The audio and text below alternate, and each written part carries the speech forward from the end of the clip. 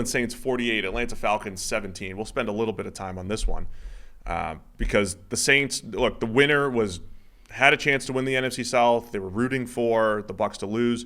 With the Saints win, they were still kind of rooting for some upsets, but the Packers, won, and so the Saints, both teams are eliminated here. Saints finished 9-8. Falcons finished 7-10, again, for the third straight year. They'll pick 8th overall for the third straight year, but this time without Arthur Smith as their head coach, fired last night, and the first firing of the offseason here. Didn't even make it to Black Monday. No, it was Black Sunday night. Yeah, Black Sunday night. Yes, for the Falcons.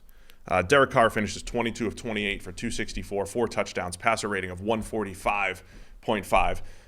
Because we keep it real here on the PFF NFL podcast. Those stats are inflated because his dudes made plays, man. The Saints just caught everything. Chris Olave, incredible contested catch for a touchdown. Rashid Shaheed, incredible contested catch for a touchdown. A.T. Perry with an incredible contested catch for 29 yards. And it had a touchdown in there, or 2 touchdowns in there as well.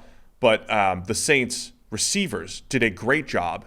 And it's like, man, it took the whole season for all of my analysis to come true for the Saints. All these guys to throw to, and they should be able to put up points and have good numbers. And that's where Derek Carr ends up with a really good statistical season at the end of the day here. And, okay, yeah, he got, I don't want to say bailed out necessarily, because I don't think any of those throws were bad. I'm just trying to say that the stat line doesn't match the. But I think for the second half of the season, Derek Carr has actually played really quite well. Agreed. Not taking anything away. It's just the problem is they had dug themselves too deep a hole by the time that started, and overall their season has kind of ended up where it was supposed to. It's just that the Bucs were also better than people expected since they started booing him. Yeah, and it came just short, But this has kind of been where you would expect the Saints to get to by the end of the year, and it has sort of ended up more or less where it was supposed to. Yeah, A.T. Perry made a crazy catch over A.J. Terrell in the end zone for a touchdown. Got him again later with the same thing, just a ridiculous, I'm stronger than you, unlucky. The Olave catch was insane. The ball literally bounced off Clark Phillips' head in the end zone. Yeah. And I thought it was just sort of lucky that it bounced off his head, hovered there, and then Olave snagged it. Olave actually did an amazing job to sort of keep juggling it, to sort of bounce it, a couple of times to himself and then grab it before he ended up going out of bounds. Just a fantastic catch by him. It was another classic Desmond Ridder game where, outside of 2 glaringly awful mistakes, it was pretty good. But the 2 glaringly awful mistakes undid all of your good work. Bijan was cooking. They finally, hey, this amazing receiver running back thing, why don't we use him a lot? That worked. Although early in the game, it's wide open Scotty Miller, Jonnu Smith, big play. You're you can just imagine Arthur Smith on the sideline, smug Arthur Smith, where you didn't see those ones coming. You didn't cover Scotty. You over there were 2 guys on Drake London. Instead, it's Scotty Miller making the play. Gotcha. And then, you do, fast forward to the end. I want to talk about the end. So it's 41-17. And Logan Whiteside comes in for the Falcons, throws a pick. Saints get the ball at the 1 yard line with 3 seconds left.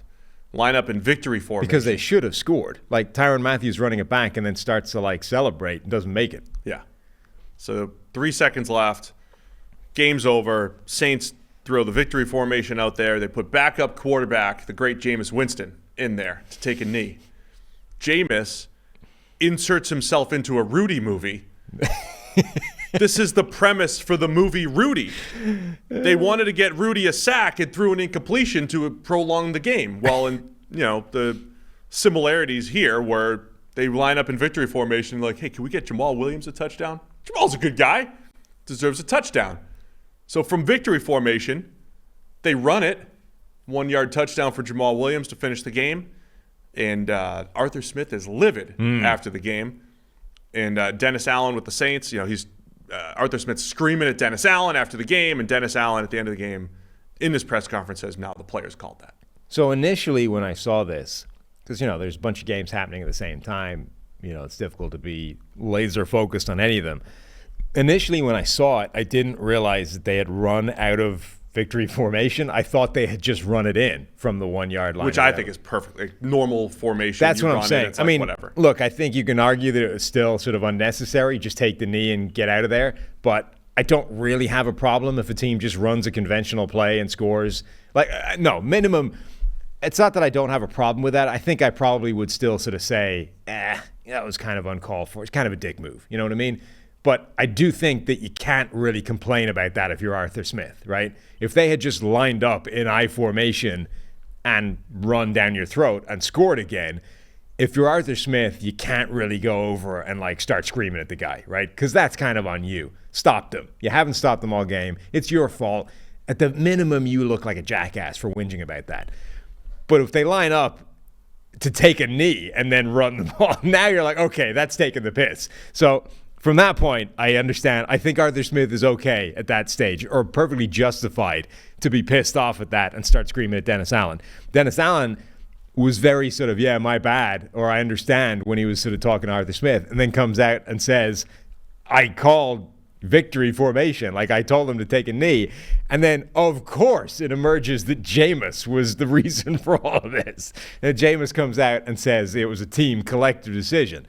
But the key piece of information in that whole diatribe was, I asked them, you know? It's not like there was a spontaneous outpouring of the offense to say, let's get my guy here a touchdown.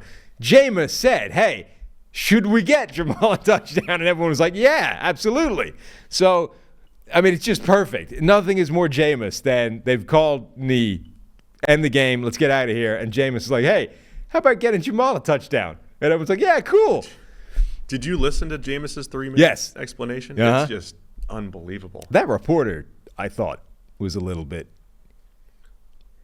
I don't know. I think there were two people talking there, reporter-wise. But whoever the guy was for like the last minute of that very upset exchange, yeah, and for a very dumb reason, I think. Like his problem was, I don't think you should have done that. And Jameis is like, why not? And he's like, oh, you play these guys 2 times a year. Gonna make the Falcons mad. Jameis is like, we've already played them twice. And he's like, yeah, but next year. Like, what? That's not a reason to not do it. Oh, next year they're going to be pissed. It's like it's a whole different team on both sides next year. Like, stop. What are you talking about? I thought that was dumb. That's what James should have said. Arthur, what do you mean? Arthur's getting canned. It's a whole different story. He's out of here. I know this stuff depresses you, but did you know Arthur Smith was born in between you and I? Same year. What? Same age. Stop. No, hang on. The important part is that means I'm younger than him, right? By 2 months. That's all I need to hear. You, on the other hand, that's got to be rough. Yeah. Arthur Smith looks like a man that's been through some things. I just looked that up last night. He's really younger than you are. He was born of May of '82. Wow. Unless I misread it was late. He is an incredible treasure trove of photographs, though, where if you search Twitter right now for like Arthur Smith, right? You'll see all the Arthur Smith has been fired posts, right? Each one of them has a different photograph, and each photograph is perfect for I've just been canned. It's like, it's like every photograph of Arthur Smith is like him looking bummed that he's just been fired. Yeah, man, I don't know why, but it has a picture for every Desmond Ridder red zone turnover, which all fits perfect for. I've just never seen somebody with such a broad range of photographs that perfectly fit the caption "fired after a 7-10 season." All right, so there's not much. I don't know. There's only a couple other actual football games that we need to discuss, but fallout from this, it's going to be an interesting job. I already see people trying to put Ben Johnson here from the offensive coordinator from the Lions. Obviously, the quarterback situation needs to be addressed in Atlanta, but again, they're picking 8th. I'm starting to believe that 4 quarterbacks maybe go in the top 15. I don't know where the NFL is going to land on Jaden Daniels from LSU, Michael Penix, who's playing tonight in the national championship, Bo Nix, our good friend Mike Renner seems to think the NFL is going to love him and put him in the top 10 to 15. So the Falcons will be one of 10 or 11 teams that probably need a quarterback, all drafting in the top 15. And of course, we expect 1 and 2 to be QBs again. So a lot to be had there, but like the playmakers that they have are still legit. Somebody's gonna be looking at that Chargers job and saying, yeah, give me Justin Herbert. Somebody's gonna be looking at this Falcons job and saying, yeah, I want Drake London and Kyle Pitts. I'll figure out Kyle Pitts. I'll work with Bijan.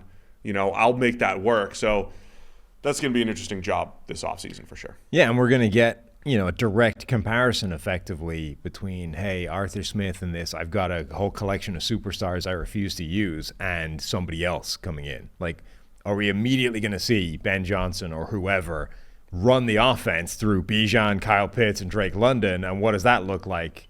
Okay, probably with an upgraded quarterback, which is probably going to tilt the scales quite significantly in their favor. But, finally we'll get like an idea of what that actually does look like.